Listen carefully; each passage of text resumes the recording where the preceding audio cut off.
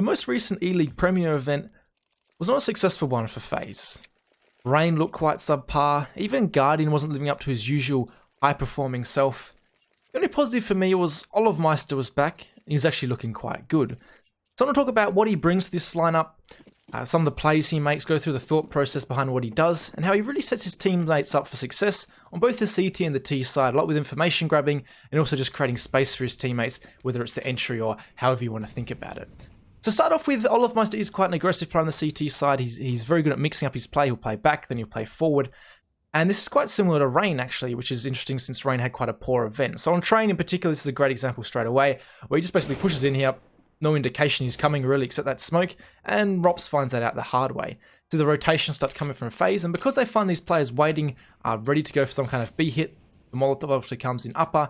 Guardian's able to rotate in here for this stronger two-man setup, which of course isn't always there. Now this setup's quite interesting off angle here, and with lowers covered you are quite safe. After that first kill you can fall off and play one of those angles either behind the spools or just push into upper. It's actually going to see olofmeister's going to do when no one does come up upper. So obviously Guardian Molotov's off the lower ramp area. So olofmeister wants to know, is this what stopped this take coming in, or is this a fake for other players to start moving around the map? And you can see what decides what is the definitive answer for him to start pushing is when Sunny gets this kill outside. You'll see it on the map. And this is going to be when olofmeister starts to push actually quite aggressively around the corner. So as that kill comes in, notice olofmeister's ready to go. He wants to know what's going on here, fellas. We have that man advantage. I can afford to die potentially to work out what exactly is going on so my teammates can rotate, as it does seem like a fake or it's going to be another B hit. Gets the 3 kills, so obviously that's the ideal situation. You see, these are the plays olofmeister's going to make. A lot of players after getting that first kill upper would then disappear onto the site and just be happy to hold more passively when Guardian. But olofmeister, every now and then, he'll mix it up as you just saw, which really keeps mousesports on their toes, and obviously in this example they weren't, so they got punished for it. And that's just one example of what olofmeister brings to this team, just this unpredictability on both sides of the map, really.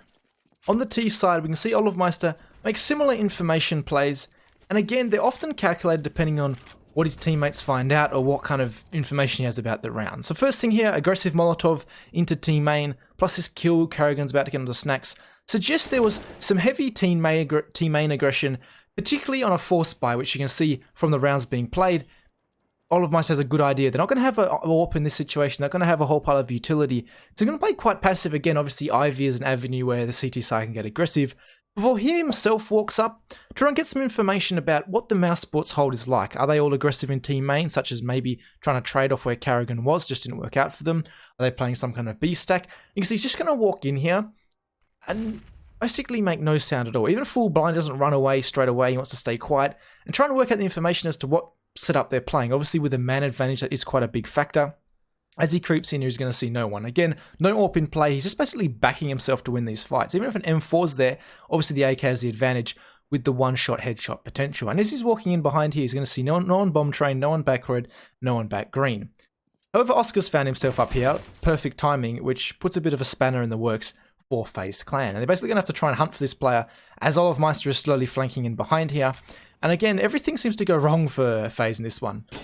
Perfect timing early on from Olof. He gets taken out straight away. So you can see these plays don't always work, and there's always timing you can't always think about. There is a little bit of luck involved, as always, when you make some kind of plays. And these are things that olofmeister himself knows are going to happen. Obviously, he thought he was in a great position there, gets caught off guard. And these are just things to consider, but I think it's just a great example to show you the kind of player olofmeister is. And those plays are almost, they might look selfish because you think, oh, he's going for a flank, he's going to get all the kills himself. But they're huge information plays, and they're not always going to work out. I mean, as Nico wins this clutch because he's Nico, I'll point out what he does in a second, actually. He just does a good job in this clutch, actually, because he gets a lot of information as to where Oscar's going to be, just jiggling very closely to see what part of the map he's going to be coming around.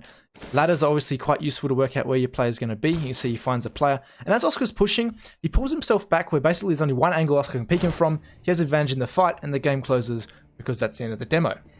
But back to what I was saying before, these plays aren't always the best plays to make if you want to pad your own stats, because obviously if your teammate gets information, you can react off it, be in a better position to just hold normally.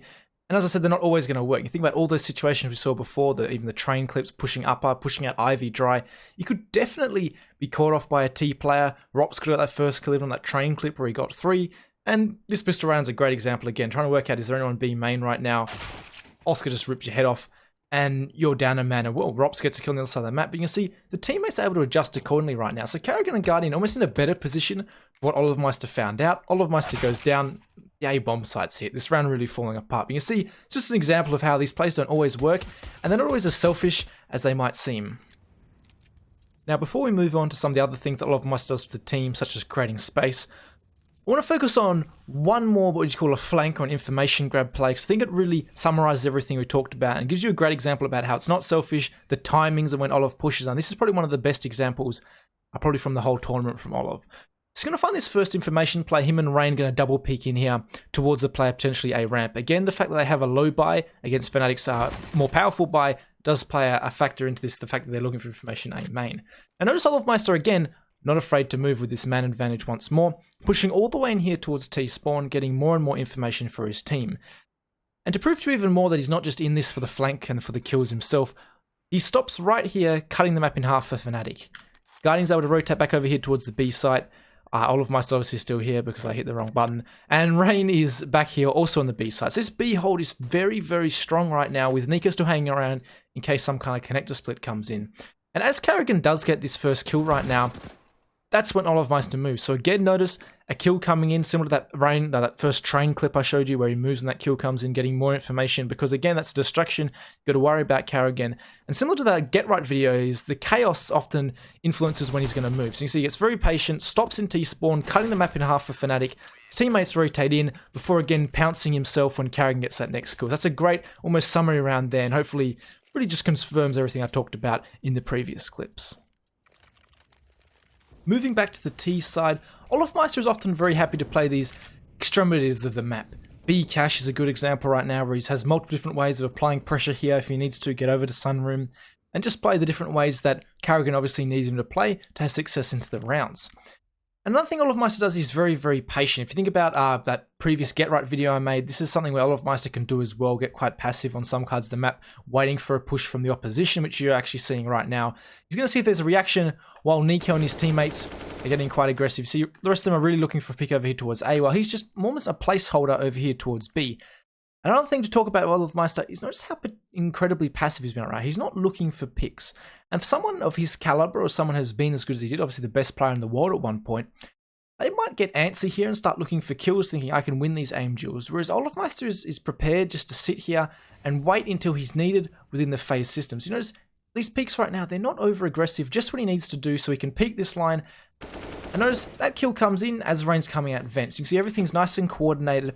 That's actually something to talk about, the mentality behind olofmeister, and that's a very aggressive play. An interesting one I probably wouldn't agree with. I prefer the 5v3 after plant situation. But notice the fact that olofmeister, how he is so patient in Sunroom. And I know that some star players would think, you're wasting my talent to have me wait here in Sunroom. I'm going to peek out. I can open up this round myself.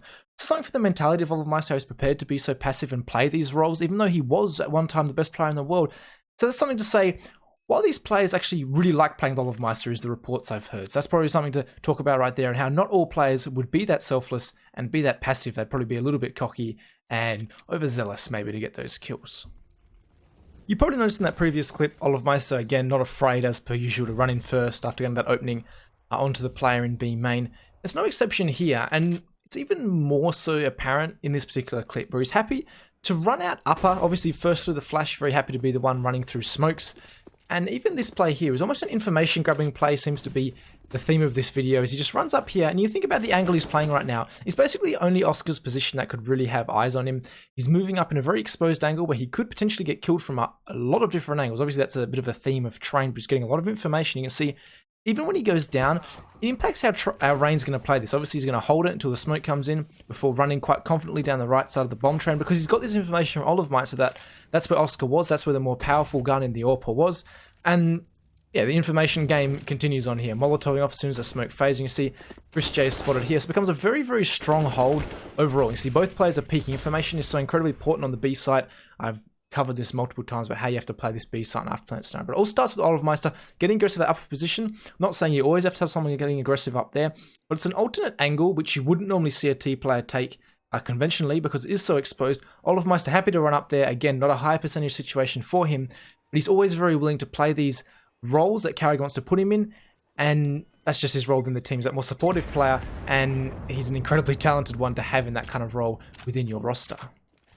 Now I know the focus of this video has been on the more aggressive side almost of what olofmeister does, those pushes on the CT, getting information for his team, and how he really fits within the Faze or the Faze roster and how he applies his pressure to different parts of the map, which almost enables his teammates with information, or as we saw the entry, just running out up, and again, actually just more information. When you're running in first, you're getting information where the CTs are playing.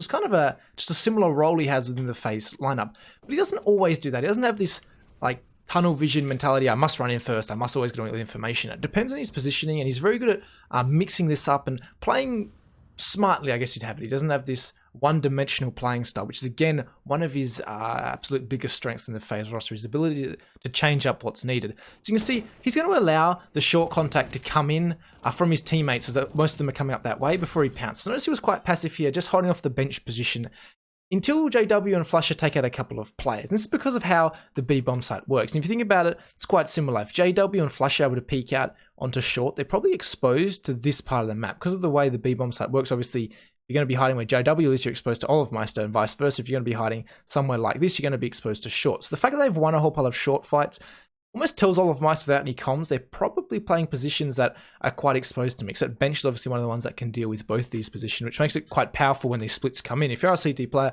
you think of B splits coming, I'd actually recommend you moving to a position like bench because it is very powerful. But back to the main point about olofmeister is, the best things about him is he can change from being this more supportive player to almost just flicking on his entry flagging role again and just finding these entries as his teammates eventually come up. Flush is going to be shooting, he's going to get the opening. And you see as this player comes in as Guardian, didn't last very long, did he? But you can see how olofmeister's really able to change up his pace there to the middle of the round, almost playing more passive, and then straight away flicking on a switch almost, and just entering on those two players, and putting Faze back into this round. I'm not sure if they end up winning it, but you can definitely see his role within the team and what he's trying to achieve.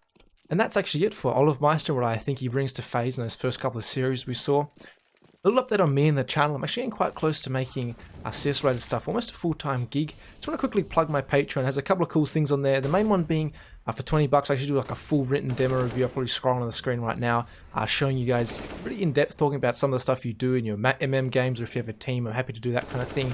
But of course, $1 or anything is always appreciated. And if you don't like the Patreon route, you can also just directly link me in my Discord. I'll give you a PayPal link, and $20 again, I'll do a demo review. Some people find them quite useful, and if I deem your demo interesting enough, it might even be featured in a video. But of course, I just love the fact that enough people are interested enough in CS that they want to watch my content. And as per usual, make sure to subscribe and like the video if you did. All your comments are greatly appreciated. And I'll catch you all in the next one.